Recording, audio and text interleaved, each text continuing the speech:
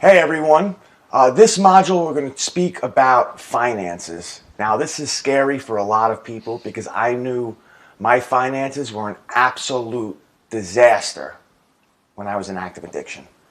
See, the reality is that we have addictive personalities and everything we do to the extreme. So when you let go of drugs or alcohol or something like that, you're probably going to find another way to express your addictive natures.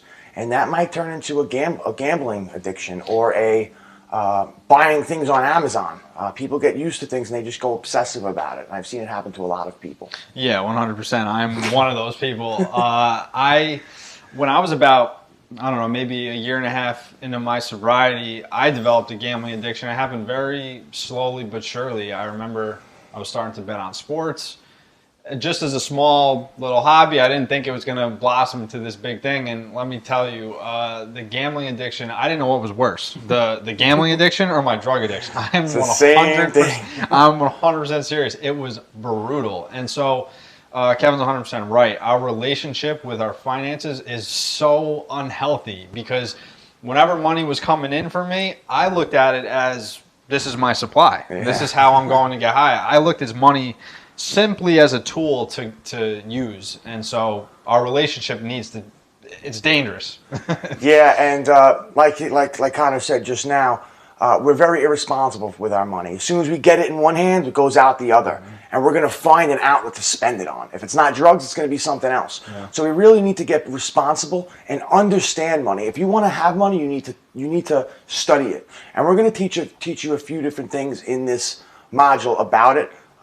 I suggest that you do your own education and research, but we're going to give you as many tips as we can to give you the starting point of success in finances. Something that I want you to think about when it comes to finances is, how do you want to live? I remember somebody that we both know very well. He's a mentor to both of us. He asked me, how is it that you want to live? And I was like, what do you mean? He says, well, what does your ideal future look like? And nobody really asked me that question in that context before. Powerful question. Yeah, and I said, I don't know. So he says, well, think about it. What does your ideal future look like? When you're 40, 50 years old and you're ready to retire, what type of things do you want? And I started naming all these things. Well, of course, you want a house, right? Ideally, you want a place to live that hopefully you own. I wanted to be able to put my kids through school if as long as I have kids. I think I will have kids. Yeah, and I started rattling off all this stuff. I want to have some nice cars. I want to be able to enjoy myself, go on vacations. I want to be able to maybe have a boat and not worry about my finances. And he said to me, well, how much do you think that's going to cost you? And I said, I don't know. I'm not trying to be a millionaire or anything. And he says, well, what you pretty much just told me, you're gonna need like $5 million to retire. And it blew me away. It kind of opened my eyes a little bit. I'm sure it changed the way you thought about it. Thing, yeah. Yeah, I just thought this question was just so profound and so powerful because people ask you, what do you want to be when you grow up? What do you want to do for a living? Where do you want to be? But nobody ever asks me, how do I want to live? And this is what we really want to address in this module because it's so important. You were just living in shambles and addiction. I don't know how deep and dark it was for you specifically, but I know mine was the pits of hell. I was on the verge of homelessness. Yeah. So when you see one extreme, you want to bounce back from that. We're going to give you everything we can to do that. But you really got to structure it and have a serious idea on how you're going to go about this. And this is what we're going to do. We're going to help you set up a system. And the first thing that you need to do is write a budget.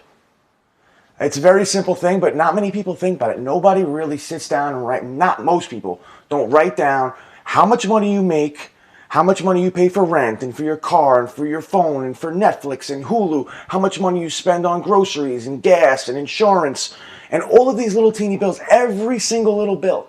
Make sure you write every single thing down. What is a fixed expense? Like something you have to pay every month no matter what. And what is a variable expense? How much do you pay for groceries? How much do you pay a month for going out to eat and grabbing lunch? How much do you spend on Starbucks or stopping at 7-Eleven before work? That's right. I mean, these things add up.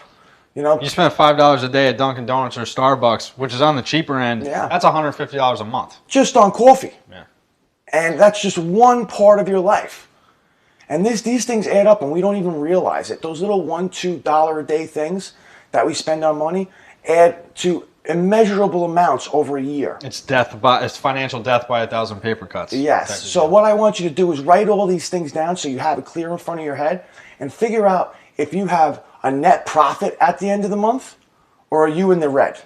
Because a lot of people are in the red. That's why people have credit card debt. Yeah. They think credit card money is free money. And I highly suggest if you have a credit card, either chop it up or only spend the money that you're willing to pay off at the end of the month so you pay no interest. Because credit cards are the biggest trap in society today. You will not even own your life by the end of a few years if you think credit card money is free money, or you're just going to think about it in the near future. Or paying the minimum of your credit. You're basically being a slave to your debt, and that's what they want is a debt slave. And we're trying to give you financial freedom. So if you can't own a credit card responsibly, give it to somebody else or chop it up. But I would suggest spending just your gas on your credit card, and every month paying off the balance in full every single time, so you're not paying $1 more.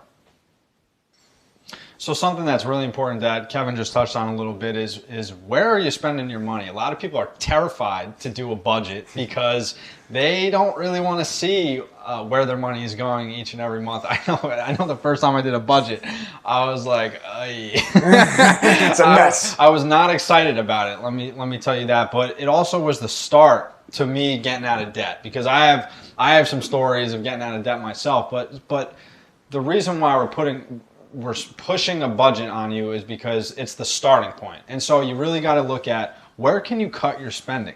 Do you really need these 5 to 10 different subscriptions on your phone? Are you even using them? Is it essential to your livelihood? Like Kevin talked about with different variables, what can you cut out of your budget? Do you need to be going to the gas station every day and buying the Snapple and the Doritos and all these different things that you can just go to the grocery store for and not buy in a gas station? What things can you cut out of your spending? This is why you have to go over a budget. Yeah, and that's really powerful. And when you go over the budget, you figure out where you can spend and where you can cut and everything like that. But some people may not be making enough money. That's where you need to get a bigger financial shovel. Mm-hmm. That's you're going to have to figure out a way to make more money. Some people just live in deficit. They have a more expensive life than they can maintain, and you have to figure out something on that. Because the one thing and I learned from some amazing people, Warren Buffett, Tony Robbins, all these incredible multi-billionaires, they say you should set up your budget to be able to live off of 70% of your income. Don't do the 100% gross of what you make. Cut it down to your 70% and pay yourself first. You should make a bill to yourself every single month, and that should be the first bill you pay. And it should be 30% of your money. And the way you should allocate this money, I personally do it 10% for investing, 10% for emergency funds, or whatever the case may be, just to have that nut set aside, and then 10% for me, for charitable organizations and tithing and all that stuff. And then before you say, I'm not giving away 10% of my money, because it took me a long time to realize that whatever you give out will come back. Mm. And once you release that idea that money is so scarce and it's abundant and it's everywhere and you can make it easily, that's when money just starts flowing in. And it's really, really good to give to people because it feels good in your heart, it feels good in your soul, and it just gives you that mentality and that mindset of abundance. And people want to be around you because you're generous. And it's a really beautiful thing. And it doesn't necessarily have to be, I'm going to send 10% to Cars for Kids or my church or whatever the case. It may be giving $20 to the homeless guy that you know that really, really needs it. Or if you know somebody's struggling, just cut them a check. Be like, listen, I know you're a good person. I know you're struggling. Here's $50. I don't want anything in return. Just get your life together. I care about you. You know how powerful that is? Mm. You know how good that feels to do like that? I mean, just the weight off your shoulders that you get from that is worth the money in gold. It's absolutely amazing. And it feeds one of our 6 needs is contribution. Yes. One of our 6 human needs that you go over. And so even if you're not in a place to be doing this now, the reason why we're talking about building wealth and having the choice of having financial freedom is to give back. It's not to hoard it. It's not to keep it to yourself. It's to be able to give and help people that are less fortunate, because you know exactly what that's like. I know what that's like, so contribution is a huge part of it. We're trying to create a legacy here, and it all starts with your responsibility and discipline with your finances. So when I talk about putting away 30%, I have another really, really cool tool for people that aren't very good at saving and they just can't do this. Or even if you can do this, it's a really thing. I have it. I put all my clients onto it, and it's two amazing apps. One is called Albert, and it costs anywhere from $1 to $5. You decide how much you want to donate per month. And what it does is it takes out money from your bank account randomly, depending on how much you have in the account, where it will never hurt you and you won't even miss it. It might be $3, $5, $7, $15, $20, depending on how much money you have in your account. And it'll just randomly take it out, and it'll just be a bill, and it'll be put inside into a separate account. And before you know it, you have vacation money. So you don't have to save for vacation. You just have to let that app does what it's does what it does. Do what it does. And another really cool one is Acorn. Now, Acorn is really cool because what it does is every single transaction that you have, it rounds up to the next dollar. So if it's $23.50, it rounds it up to 24, and that 50 cents goes into your Acorn account. Now you have two secret bank accounts that are just cultivating money for you. And you don't even look at it, and then before you look at it, in 6 months in a year, you have a few $100s or maybe $1,000 in there, and you have money to go on that vacation once a year that you would have never had if you didn't do that. Or maybe you have that emergency money that you might need, or whatever it might be for you, but it's just that extra little secret account that you're not always watching or looking or have access to, that when you need it, it's there. And it's a very, very powerful tool, and I suggest you download those two apps, Acorn and Albert. Yeah, and these two apps are a microcosm of investing in the first place. A little bit here and there, it's crucial to building your financial wealth. But what we're trying to do here is you got to understand, you got to educate yourself. Nobody should be in charge of your finances, unless, of course, it's a trigger in the beginning in your recovery and you maybe need that. But the reason for this module here is you got to get educated about your finances, how money works. Because ignorance is not bliss when it comes to Nope. when it comes to finances. Ignorance equals pain and poverty when it comes to money. And people who don't understand money or understand how to generate wealth, they leave a legacy behind for their family, which then just becomes the family. It becomes part of the family.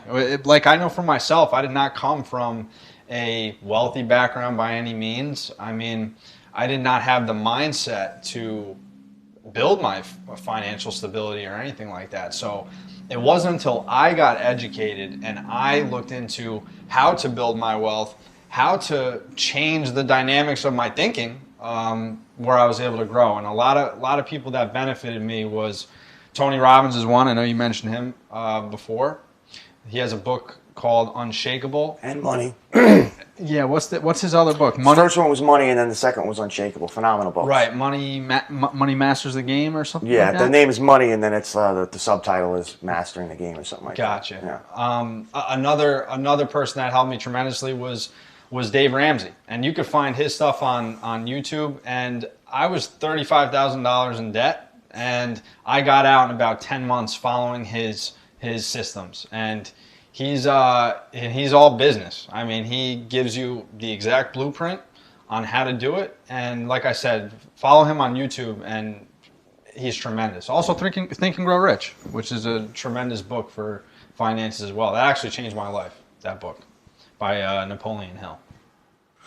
So we mentioned Think and Grow Rich, and we're just going to go over a few quick little pointers of the overall message of Think and Grow Rich, and I would really highly suggest that you read the book yourself. It's a must read. Forget about it. But it talks about things like specialized knowledge. And when we're talking in regards to finances, you need to study money to know money. There's riches and niches, and if you understand money, you're going to get it. You're going to understand it. You're going to know how to make it. You're going to know how to attract it.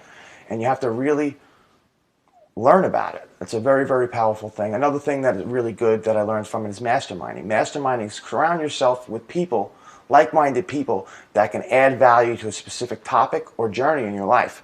And with money, you want to be around people that understand money. You want to be around people that have money. You want people that are going after money. Because if you're hanging out with Johnny the bum from the corner, you're going to be a corner dweller, and you're not going to have two pennies to rub together. If you're hanging out with somebody that's actively trying to make investments and actively trying to attain money, through osmosis, you will pick up pointers and it will increase your value. Right. I mean, how do you learn how to fish? you study from the guy who's been doing it for 5, 10, 15 years, right? You got to learn how to do these things by people that have been doing it. And listen, we have such an abundance today of resources with social media. You could find people for free that know exactly what they're talking about. Another point of this book, which is huge, which is really the starting point of anything that you want in your life, not just finances, is desire. Do you have a desire? How strong is your desire to be financially free?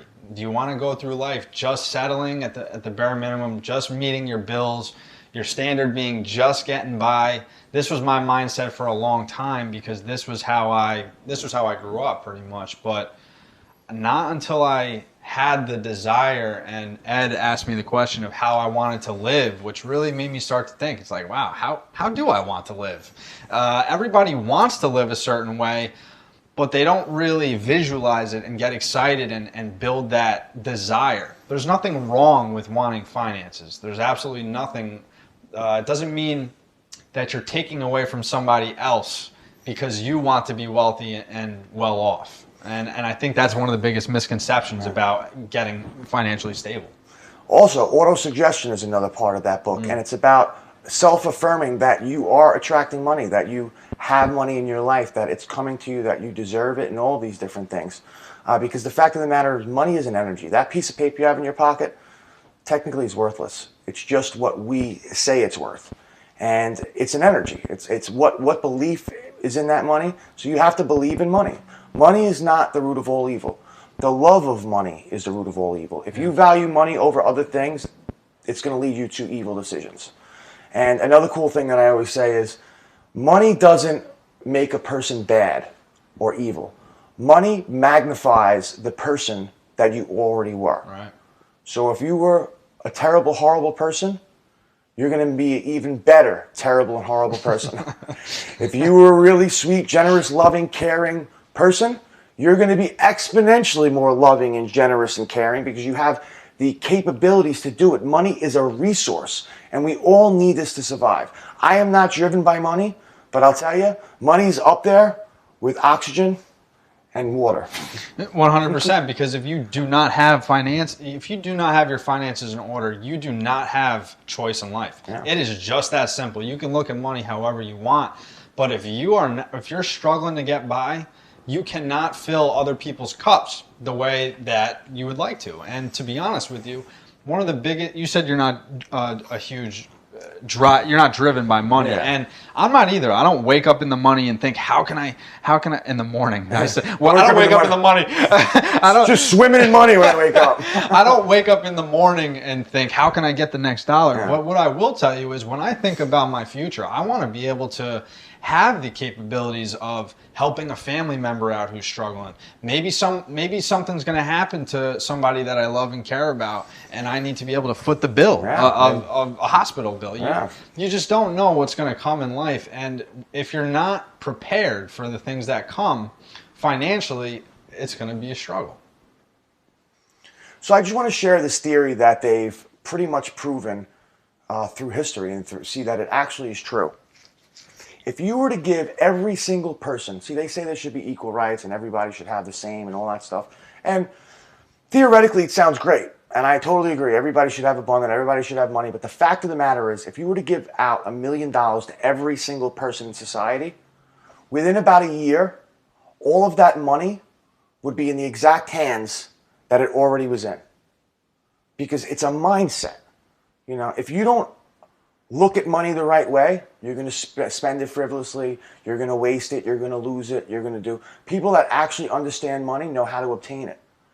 And it's not that they're being greedy. They just understand the dynamics and fundamentals of how this thing works. Why do you think every single person that wins the Mega Millions or the Powerball, I think it's what, like 90% of the people that win that money, within like 5 years, they're dead broke. 5 years might be generous. You know what I'm saying? Like, Yeah. imagine winning $150 million Yeah. or $500 million and losing that money. You know how terrible you'd feel? And it ties right into emotional intelligence. Yeah. People are not prepared for the emotional intelligence of what comes with money. People, I'll speak for myself. I know. People now. I'll speak for myself. I know a few years back when I was 20 years old, and especially if I was in my active addiction, forget about it. But if I had a large abundance of money coming to me, there would be so many different things I would do with it. I'd be spending it here and there. What it comes down to is emotional intelligence and understanding that money is a tool. It's a tool to set yourself up. It's not a tool to have this luxurious life. And people who live luxuriously end up being broke. Yeah. And I mean, that's just the facts of the matter. You look at the most successful people in the world. Look at how they dress. Look at what they Plain clothes, regular car. Absolutely, and they're not flashy. They drive a reliable car, Yeah, a car that they feels comfortable. Yeah. They're not driving Bugattis. right? And there's a reason for that, and it's because they have a healthy emotional relationship with what money can provide them. Yeah. One of the things that a lot of people think is that you can earn your way to financial freedom. That if you get a good paying job, that you're making $100,000 a year, which is tremendous, that eventually you're going to become wealthy by just socking it away and saving it into a savings account, when it really couldn't be further from the truth. You can actually be making $50,000 a year and be out earning in the long run the person who's making $100,000. And that's because you have to make it work for you. Yeah, I have a friend that makes about $65,000 a year base salary, and he's a millionaire now. And he's about my age because he learned how to let his money work for him. And there's so many different ways to do this. There's owning a business, not running a business, but owning a business is when you have you have money coming in without you really doing anything. Owning real estate, which is something later in life you have to have money to invest, or you need hard money loans, and you have to figure things out. There's other ways to do that. I'm not going to explain that, but it's a very, very powerful way, is to make money through real estate. You really pretty much never lose, and it's a super high ROI, return on investment. But one of the things that I want to introduce in this module is investing, because everybody could do it. See, the issue is, like you said, you can't earn your way to financial freedom, because the fact of the matter is there's an inflation of 3% on average each year. And now that there's all these stimulus checks and COVID's going on, and we're putting trillions and trillions of dollars on the deficit, inflation is going to go up. It's going to be 5% every year. Yeah, so it's not free money. It's not free money. You're paying for it through milk going up $5, gas going up to $7, all of these things. You're going to pay for it, and your money's going to be worth less each and every single year. So if you leave your money in the bank, or you put it under your pillow, or whatever you do, it's just stagnant. It's losing value. Or even if you're not saving money, you're even losing 10 times worse. Right. So you need to find out a investment strategy that's going to work for you, because you need to make at least 3 or 5% just to keep with the money that you already have. Right, your $1,000 in 2020, if you have the same $1,000 in 2021, it's not worth the same. It's worth less. It lost 3% because of inflation. Yeah, and that's a really powerful thing, and we want you to understand this so you're able to accumulate money. And the first thing that you really need to understand is, what is your style of investment? I mean, what age are you? Yeah. How much risk can you take? Are you 20 years old? If you're 20 years old, you could take more risk. You can take more riskier investments. If you're 50 years old and you need to start stacking away money, I suggest doing things a little more secure and a little more safe, and just putting more money into the investment. But if you're younger, you could take more risk and put less money in. I suggest putting as much money as you can, or that 30% that we were talking about. But we have to figure out what your style of investment is, and we're going to discuss this and figure out what is best for you. Let me ask you a question. So if you were able to take $2 million right now, or the option of starting with a penny and doubling it every single day for 30 days, which one would you take? And I would say probably 95% of the people out there would say, well, I'll take the $2 million. I mean, I'm not interested in a penny and doubling it. 2 million sounds good. And hey, 2 million sounds good to me sounds too. good to me too. But So the interesting thing is, this is essentially how compound interest works, is if you were to double a penny every single day for 30 days, you end up with a little over $5.3 million. And of course, this isn't as simple as the compounding interest, right? I'm not saying you're going to start today and in 30 days you're going to end up with $5 million.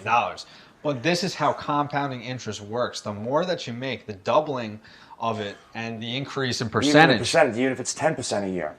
Yeah, it makes a huge difference. Huge. This is how compounding interest works. That's how you can guarantee to be a millionaire by 55, 60 years old. If you're 20, 25 years old and you put, say, $300, say if you put $200 a week away or $100 a week away every single week, you'll be a millionaire by 55, no doubt about it. And there's no way around it. You'll definitely be a millionaire. But you have to have the discipline for that. You have to set up a system that will allow you to have that kind of compound interest savings going on. And you have to have the discipline not to take it out and continue to let it accrue. This is very difficult for people. And one of the machines that I really highly suggest people to start educating yourself and looking into is stocks and ETFs and index funds. Now, I'm going to explain this very, very simply. A stock is when you own a share of a company. So you may own 100 millionth of Apple is one stock, and it may cost you 120 bucks. But you now are an owner of Apple. So when Apple grows, your share grows to maybe 125 or 130 or 135. And that may seem little, but if you buy a bunch of stocks or a bunch of different stocks, some of them might blow up huge, and you might make 50% or 100%. But the average is about 10% a year in stocks. A safer bet is to invest in an ETF or an index fund. Now, this is a conglomerate of some huge companies, like good one is MGK or VOO, the Vanguard Fund, all of these different things, and they're a conglomerate of huge companies. So you buy one stock of this index, and you own Apple, Google, Amazon, Netflix, Sprint, T-Mobile, whatever it might be. I don't know the whole thing, but you own 15 companies instead of one, so it's spread and diversified. So if one company does bad, all the others will keep it up. Yeah, you don't get hurt. And you just can't lose money.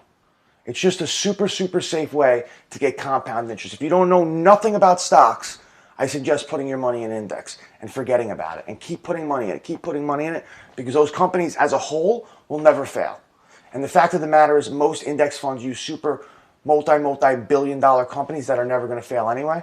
They may not do good, but if you have 10 of them, chances are, without a doubt, unless the whole entire market economy fails and it's every man for themselves, which has never happened. Which is never going to happen in the U.S. In the U.S., you're going to make money every single year, and it's a sure way to make interest on your money and fight back inflation. Right, and the index funds cuts out trading. It cuts out a lot of fees that you get when you hire a broker or you hire certain advisors. Do not hire a broker. Yeah, it's honestly this is the thing that people don't understand is the brokers are trying to outperform the index funds. The index funds are above standard. I mean, they do as well as the best of brokers. So you're tossing money away in fees that accumulate. And I'll tell you, I have my best friend's a financial advisor. He told me the same thing. Don't go to a broker. You make an extra friend for advice, but don't be paying people to get you money. Because the fact of the matter is a lot of stockbrokers are just really good salesmen. Their company tells them, I want you to push this stock. Now, they may have some information. Maybe once in a while they get some inside information, which is illegal. But you might get a hit once in a while. You might get a loss. Your guess is as good as theirs. Do your own research and do your own due diligence. If you don't trust your own expertise, invest in an index fund for sure. If you want to start researching a company, I suggest looking into a company for 30 days and watch it and understand the charts and understand what the company's future is and understand where it's going and make an educated investment. And you know what the thing about stocks is? You don't lose your money if you don't take it out. As long as it's a safe company, I suggest investing in blue chip stocks, which is Apple, Amazon, Microsoft, companies that are never going to fail. If you want to get risky and you want to take a portion of your money and do penny stocks, You see some kind of pharmaceutical company that you want to take a gamble with, go ahead. But as addicts, I don't suggest doing that because listen, I made 100 grand in the stock market. I've lost 30 grand. I actually lost 30 grand last month. But overall, I make money. But what I was doing, I took too much risk, and the whole market had a correction. And we're going to talk about corrections. Yeah, a correction correction is normal. Yes. And so what you need to understand is that when the market drops 10% from its peak, that is a correction. It doesn't mean you go crazy and you think that the economy is collapsing. This is a part of the emotional intelligence with financing. You need to understand that this is a cycle. The market goes through cycles. It could even get to a point where it can drop 20% and above. And this happens as well. This is called a bear market. And a lot of people get scared when this happens. This is what gets me excited. See, I learned over my years that I've lost money doing that, getting scared, taking my money out, messing with options, all these crazy things.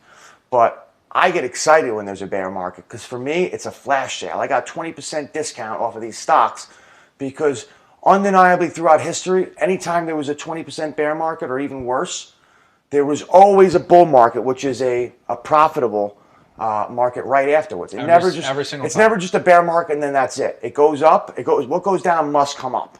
So when it goes down, think of it as a sale. And then some. Yeah. It doesn't just go back to where it was. It always goes above and beyond. Yeah, so I always buy when the stocks are going down. When there's a red day, when it's going down, that's when you buy. You don't buy when it's going up. When you see, when you hear all the hype, people are killing it in the stock market, that's when you save your money and you put it to the side. And then you watch when people are like, oh no, the stock market's doing terrible, it's such a terrible day. That's when you start looking at companies because that's when you could buy it for a discount price.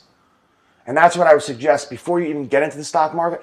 Obtain a bunch of money, whatever you want to start with, and then wait for that day. Just watch the market. Wait for that 10%, all those bad days, 3, 4, 5 days in a row or a bad month.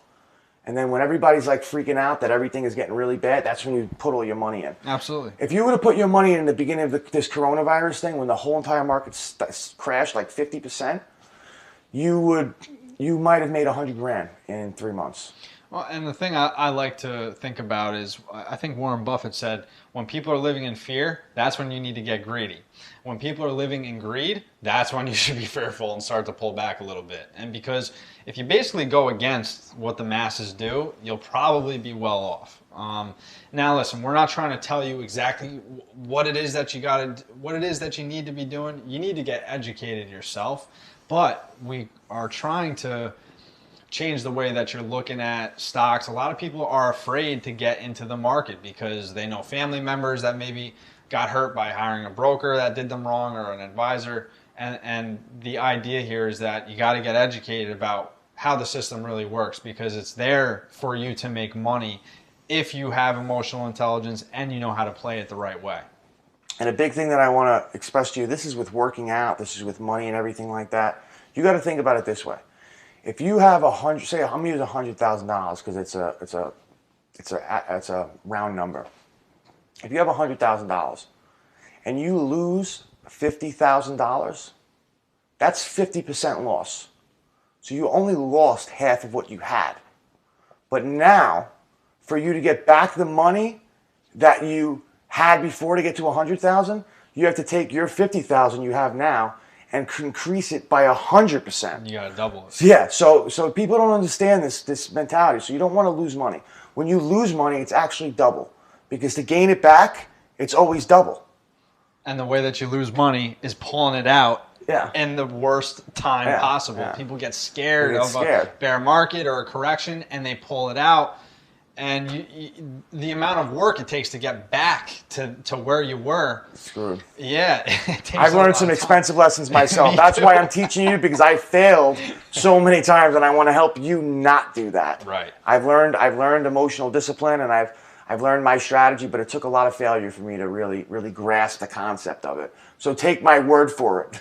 So you don't have to pay that really expensive lesson. Cut. Power of compound interest, index funds, what's the stocks, how money can made in good or bad markets, 10% thing, emotional control and discipline. We kind of touched on that, to be honest. Needs to take 100% responsibility and how much time and effort. We'll finish with that. Yeah, we'll finish with that. All right. And maybe we should reiterate. Well, maybe we'll just reiterate certain books. We'll look into this. You know, we'll just kind of end it with that. Gotcha. So I hope you learned a lot, or at least had an introduction to what finances are. There's a lot of different resources. We're going to share them shortly. But what I want to tell you to close this up is you have to take 100% responsibility for your situation, for your wins, for your losses, for your financial situation, for your future, for your family. It is 100% your responsibility, and you need to have this mentality because it's very, very powerful. And so, and with that as well, what I do want to touch on is now, if you're just getting into recovery, and I know we touched on this in the beginning, but I do want to say maybe your finances shouldn't be your 100% responsibility right now. Maybe this is a module that you need to look at when you have a little bit more sobriety, and that's fine. But the reason for this module is because you need to end up being responsible for your economics at a later time. Because if you're trying to be led by other people, some people are wolves in sheep's clothing, you know, and a lot of people end up broke because they're not educated. So we're trying to help you get educated on this matter, and like I said, money might be a trigger for you right now, and that's totally okay. You need to have some self-awareness as well, and have people help you with your finances in the beginning until you have a little bit more of a grasp on your own recovery. Yeah, and the final thing I want to add to that is just to understand the value of money and what it really means to you is because $100, if you make $20 an hour, that's 5 hours of your life. That's 5 hours of work, 5 hours of stress, 5 hours of energy, whatever it took you to make that money. Yeah, those $100 pairs of shoes is 5 hours of work if you're making $20 an hour. If you're making $20 an hour. So just keep that in consideration. I am a big advocate of not trading your time for money, but you can work that out if you decide to do a business or some kind of service or whatever the case may be. But it's a losing trade because there's an abundance of money out there to be made, but you can never get more time. So if you're going to trade your time for money, make sure you spend it wisely and invest it wisely, because it'll be one of the regrets you have at the end of your life.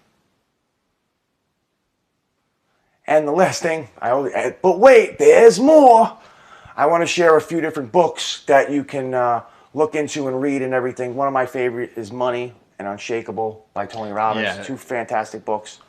Unshakable, just to touch on that real quick, Unshakable is perfect for someone who is trying to get educated, maybe doesn't have a lot of understanding of the markets and how things work and what's a safe way to invest. Tony Robbins does a fantastic job going through the basics in that book.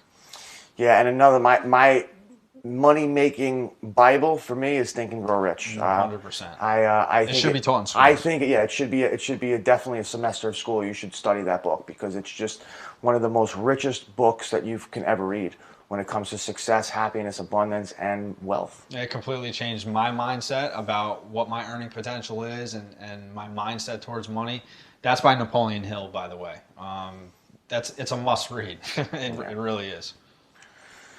Yeah, well, I hope you enjoyed this module. And before we get going, Dave Ramsey is another fantastic resource for finances. You can look him up on YouTube.